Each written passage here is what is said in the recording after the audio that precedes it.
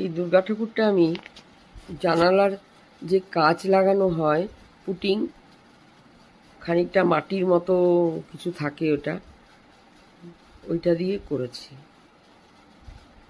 প্রচণ্ড নেশার থেকেই হয়তো আমি করেছিলাম, আমি ভাবিও নি যে আমার এতটা ভালো লাগবে। তো আজ আমি করা যখন হয়ে গেছে, আজ হচ্ছে দুর্গা অষ্টমী, তো আজকে আমি এটা আপনাদের সাথে শেয়ার করব। আশা করি সবার ভালো লাগবে। আর যদি ভালো লাগে তবে এই সমস্ত টুকরো টুকরো কাজ করা যায়। দেখুন কেমন হলো তাহলে।